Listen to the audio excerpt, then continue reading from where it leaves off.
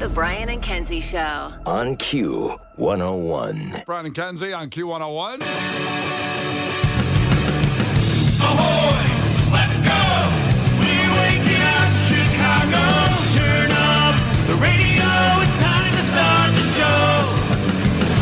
On Q101 with the morning crew. Ahoy! Let's go! Welcome to the morning show.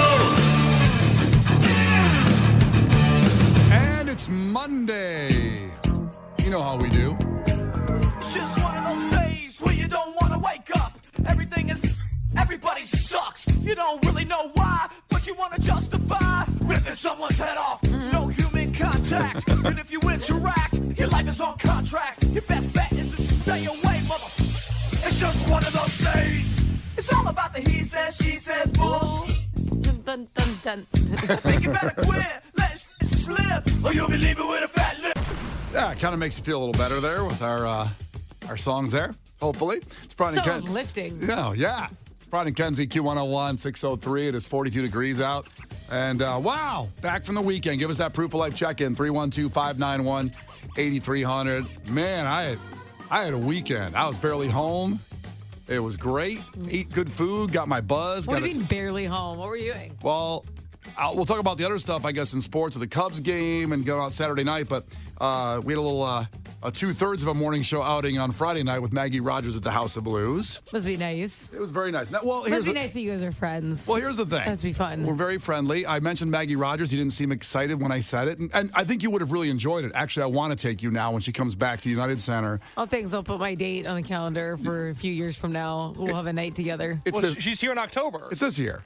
Oh, she's going to be back twice? Yeah. Well, It's tiring. No, because it was a special fan appreciation Where's she thing. going to be next time? United Center. Jeez, she could do the United Center? Yeah. Good for her. Yeah. So she did a show at the House of Blues for kind of a special fan experience. I am horrible at figuring out like what size venue a person can fill.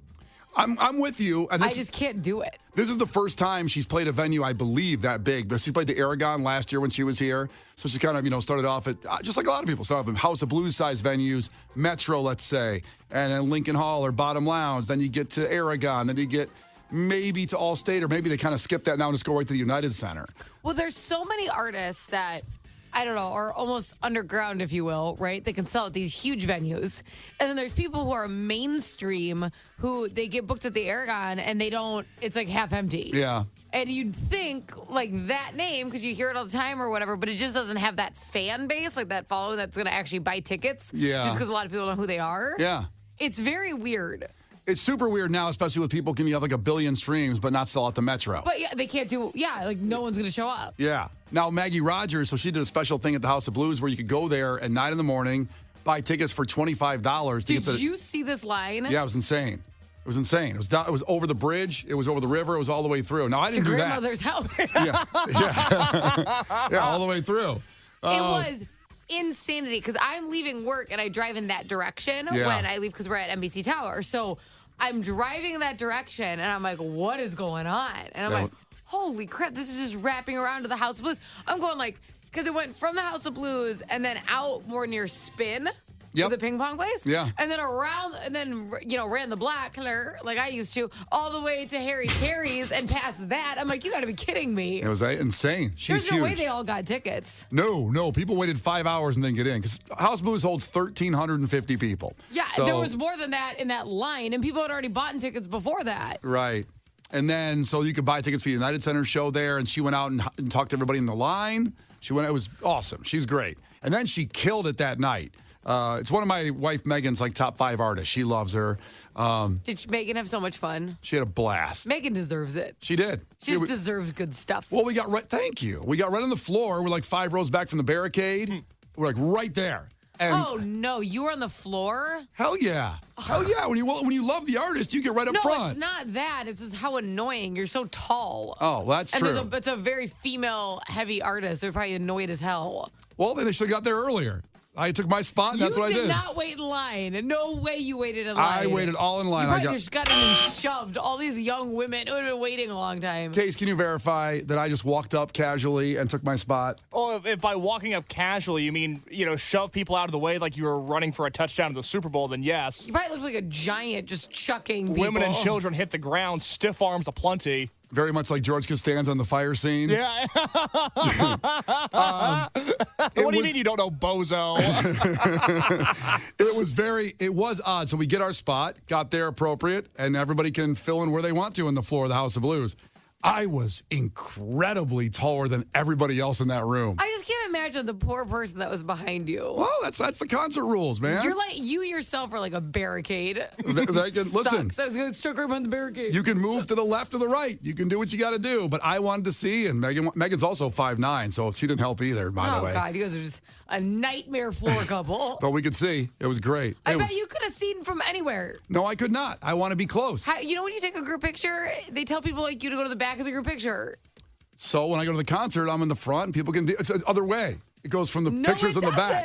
Pictures from the soundboard back to the stage. You can see from any angle. It was great. You're like a hawk. Can't help it. Listen, I dealt with a lot of crap for being tall my whole life, and this is the one time it takes advantage of concerts. Oh, yeah, as a man, it's really hard to be tall. Yeah. You get a lot of crap about that. I hit my head on things my whole life. I probably have CTE when I die.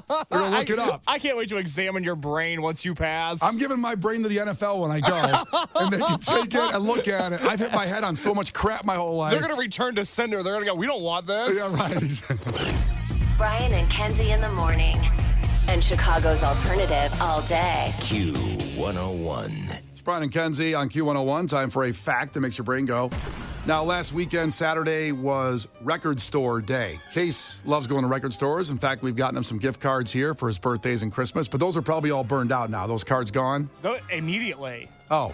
If I have free money to spend in a record store, I'm going to spend it. All right, did you go out Saturday and buy some albums? I didn't, just because it's been a hard few weeks financially for me, and I can't risk. Why just these last few weeks was it hard? Because I've been taking care of an injured dog. It's been there's been added expenses. I was going to make a joke, and now I can't. Yeah, your dog, you better I not. have a very valid reason for That's it. That's right. Why did you think? Upgraded to like Pornhub Premium or something. You're sick of the ads. No, Pornhub just changed their layout. I don't like it. That's probably a separate conversation. Yeah, let's not get sidetracked on Pornhub right now.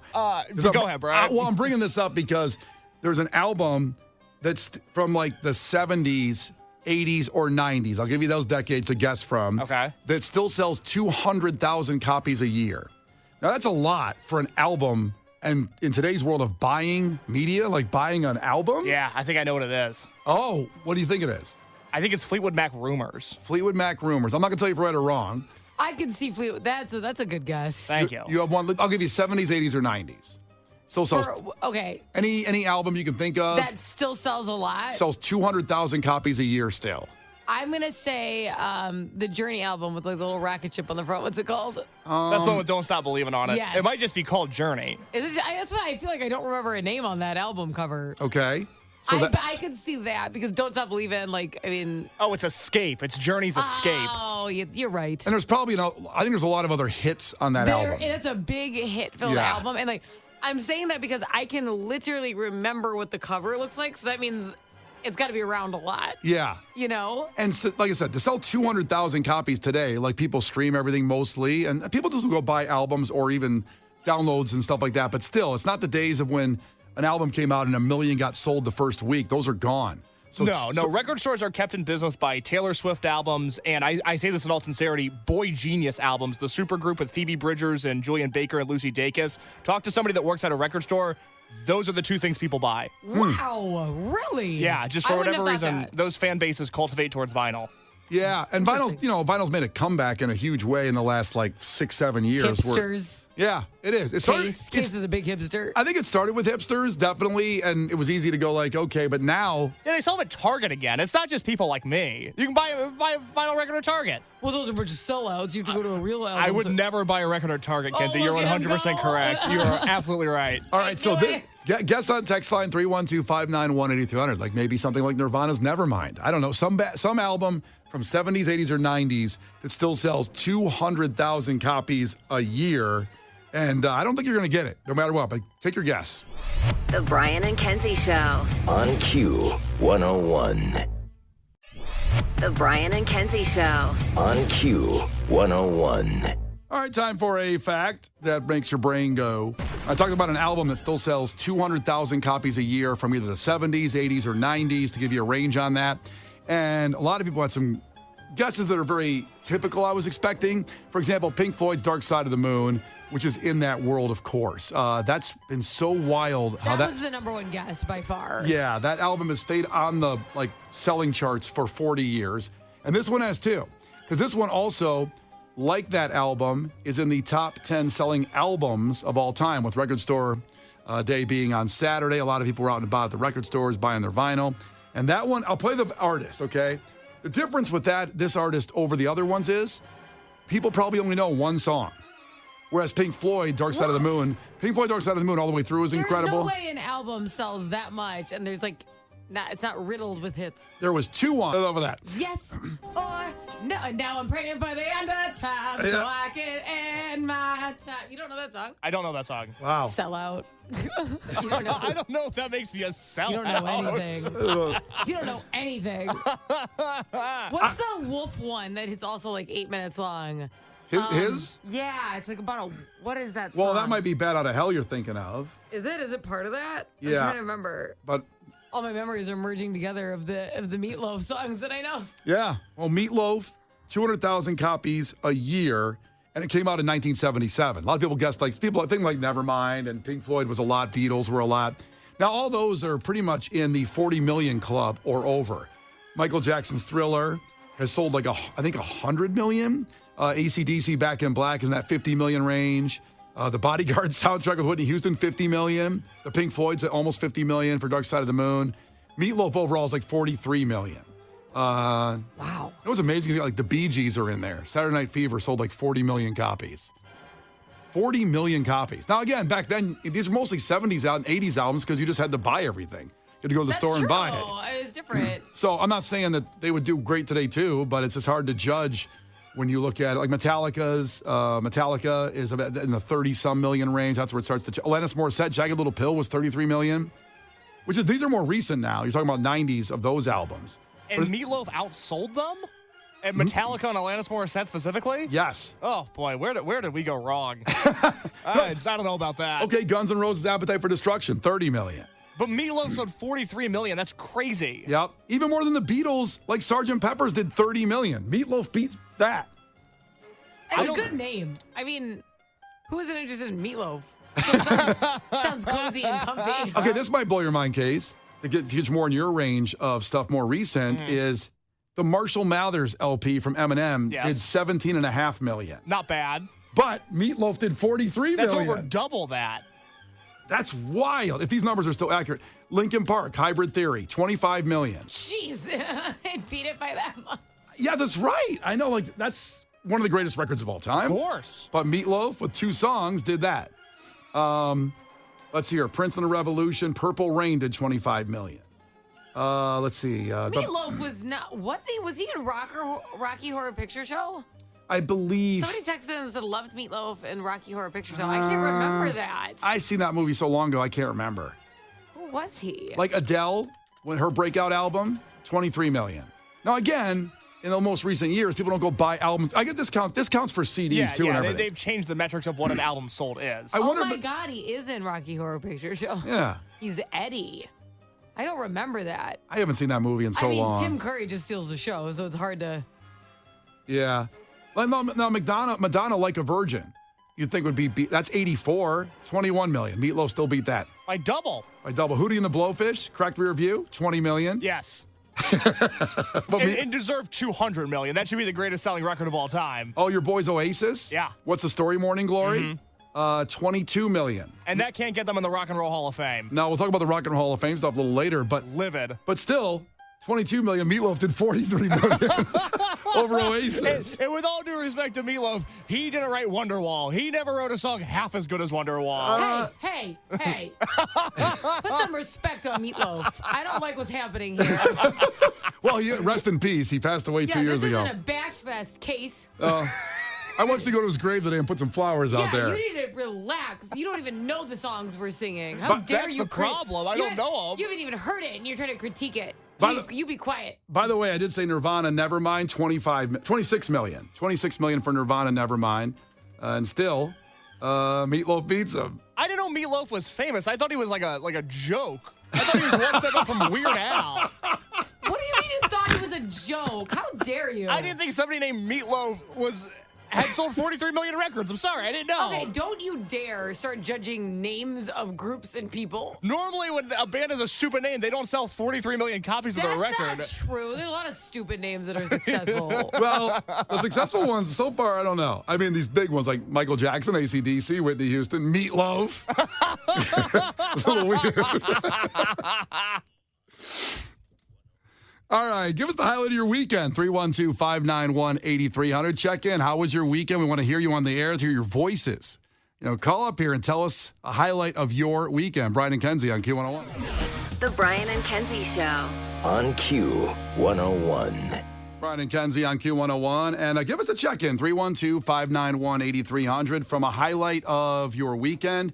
I already talked about Maggie Rogers at the House of Blues Thursday. That was incredible. And I'm going to talk in the sports a little bit about taking Harper to her first Cubs game. My daughter, her first Cubs game was incredible. But there's one thing I got to bring up here as a highlight that came up yesterday morning. Before we go to the Cubs game, we took Harper to the IHOP over in Uptown. It's like a Halstead and Broadway where they meet. Yeah, I know that IHOP. Oh, it's been there forever. It's open. It's a staple. It's open 24 hours. And I've been there a long time to that location. I go, let's go to IHOP, get some pancakes. Oh, jeez. Harper's still in her PJs there. Let's put the shoes on, head over there, a little family outing. And I didn't realize, I forgot, that's a 24-hour IHOP. So when we get there in the morning when Harper wakes up, there's people that haven't gone to bed yet. It can be a rough scene. They're like, it's not necessarily a family-friendly zone. And I walked in, I kind of had that smell, and I'm like, wow, this was me when I was just single going to concerts and then getting home at 6 in the morning. Let's go to IHOP. And that was me. It was a weird. Like, why are there kids here? Yeah. This is practically a bar. And there was these two guys next to us at the table. One guy had really long hair with a backwards baseball hat on. One guy had shorter, dark hair with a beard. And they're talking really loud, and Harper just keeps turning around on them. And I'm sitting there their conversation went from music downloading, arguing about bands, and then talking about Robert De Niro's movie career and the best highlights and lowlights. Wow. And then it went on to dating life. And I was like, Megan just looked over and goes, this is like Jay and Silent Bob are sitting next to us right here. No kidding. And we were dying. And it just, this weird thing hit me of like, this exact conversation could have been happening in 1998 at this exact IHOP. It was this weird time warp thing that went on. And we were enjoying it. Listen, the guys turned around and started talking. Harper's kept staring at him. And they're like, so you used LimeWire, right? And I go, no, she was a Napster girl. I was like, and we just had a great conversation with these guys. And I was just like, wow, this is so wild to go in a place like this and have that total. Poor Megan. Megan was making fun of him, and then Brian's like bonding with them. No, Megan bonded with them as well. He's like, I want to jump in on this. She was I want to get a piece of this action. She was the one that called it, that they were like Jay and Silent Very Bob. Wayne's World. It was amazing. I loved it. It was so cool to just have this time warp where you go in someplace and it hasn't changed in so long, and the conversations are the same, and the people look the If they had same. been friends that long, they would have already had that conversation. Because a lot of those things don't have new developments. Well, these guys weren't that old. They were like probably late 20s or whatever. So that's what's the funny thing about the conversations they were all having could have existed before they were born, and they were having the exact conversation I had in that booth back in the 90s after a show, being drunk and waiting to get some pancakes so I can go home and pass out all day when you had no responsibilities in your life. I was just this weird time warp thing happened. Do you ever think about that? I'm like, what was I doing? That's what I did. I sat there going, oh my God. When you had no responsibility, think about that when you're like, well, I'm tired from work this week, so I'm just going to sleep in this weekend. Yeah. How weird is that to think about? I was just looking at them and seeing me at a time with, and I'm not, listen, very happy. You just need to wallow in it. Wallow. Oh, yeah, no, I work with you two. I don't want kids. I've seen what it does to people. You need to wallow. Listen, you have kids. No, it'll happen on an accident. It always does. So look out. When you're least expecting it. That's what they do. They jump out. Listen, mine was no accident. It was a lot of work to get that baby born. I heard a lot of updates about it. A lot of work. And this weekend, definitely happened. Yeah. Definitely happened. And then it didn't. Yeah. And then finally it did. One day it did. And then you went to Phoenix, and it happened. Yeah, it happened in my buddy's house. What's the temperature? It's like an incubator. Yeah, it's warmer You want to there. get pregnant, you got to go to Arizona. Yeah. Heat up the eggs. Yeah. I got to say, that was the most enjoyable thing, though. I gotta say, Megan had Trying? No, that. Going, Not the baby? no, having breakfast at IHOP and going in a time warp. Oh, we're back to that. We're back to that. I thought you were going to say the most enjoyable part about trying to have a kid was trying to have the kid. Well, that was too. Of Yeah. course it was. And then they're there, and then you never get to try again. And then you can't go sleep all day. You just Yeah. can't do it. You got to respond every second. And now I They're love. just staring at you. I put my baby in the crib, and then I pull up the monitor, and his beady eyes just looking. I'm like, oh, come on. Yeah, what are you going to do now to entertain me? Yeah, What go are you to going to do now? sleep. Feed me. The audacity of babies to ever be bored. I just can't believe They get it. really bored. They can't. Why wouldn't they? Of course they're gonna be bored. They They can't do know anything. they know nothing. How are they able to be bored? They want you to. They're like. They want you to show them. Show me the world. Yeah. You got to take them on a magic carpet ride. I guess. Okay, so what was the highlight of your weekend? Oh, he just wallowed. He wallowed in his freedom. I wallowed in all the free time I had. I said, "Oh, these people have kids, not me. I'm sleeping until 9 o'clock on Sunday I morning." can't wait till you get somebody pregnant. I want your life to be ruined. Somebody? Yeah, I don't care. Check in. Better be somebody. Check in 312-591-8300 with a highlight of your weekend. It's Brian and Kenzie on Q101. The Brian and Kenzie Show. On Q101. The Brian and Kenzie Show. On Q101. Brian and Kenzie on Q101. We're talking about the highlights of your weekend. 219 checked in, made $1,000 in 6 hours yesterday shingling a roof. Damn, Get dude. it? All right, get that paper. Oh, I wish I was talented like that. Yeah, shingling a roof. And it was, it was sunny, so I'm sure down in the, sun beating down on you doing that's certainly a hard job. But also it was nice breeze yesterday, so hopefully that didn't make you, too brutal. But 6 hours on a roof shingling. I don't know, $1,000. Wonder if that was cash. It's like, here, boom, breaks off $1,000. Have at it. Do what you got to do. Don't report it to the government. Yeah, and also don't admit it on the text line just so Yeah. you don't have proof. I just said 219. I didn't say, it's okay. I didn't say his name. It's all good. Let's see It here. was Steve. No kidding. His PIN number is 708 checked in. 420 was my dog's birthday. 2 holidays in one. We watched TV, played, and ate. It was amazing. That's good. Too bad, it's not a cat because you give them catnip and you could both just get messed up. A little buzzed. But you can't do anything for a dog. You give them some peanut butter, they get pretty excited. Dogs, I love getting to see dogs get the zoomies. When they just start going back and forth in the room. Oh, my God, yeah. They just lose their mind. Harper's been doing that lately. She gets the zoomies before bed, just running corner to corner of the Smoking a lot of apartment. weed. Yeah. Getting her hopped up. She found the catnip. Thank God our neighbors are gone. They used to smoke weed. It's just their natural high on life. It's just her high on life. Let's see. Dakota's checking in. Ahoy, Dakota. Give us a highlight of your weekend. Ahoy. So I never thought this would ever actually happen, but I was called a Karen yesterday. Oh, wow. Dakota, what'd you do? What did I do? I mean, so my dog has been attacked before from other dogs being off of a leash. And so yesterday when I was at the park and I'm walking Copper, the park that I'm walking around explicitly says no dogs allowed off leash on the athletic fields. Okay. And so I'm walking and this woman and her black dog, the dog stops and looks at us and then just starts running. And I'm like, no. And so she got upset and I'm like, listen, this is not a dog park. And she yells and she goes, yes, it is. And I'm like, no, it's not. It's just a No, it's not regular at all. Chicago Forest Preserve park or whatever, right? No, not even one of the Glenview parks. Oh, okay. Yeah, I will listen. say, Dakota, you shouldn't have included the dog's race. To call in and say it was a black dog that was running around is really messed up of you. That's not cool. The Brian and Kenzie Show. On Q101.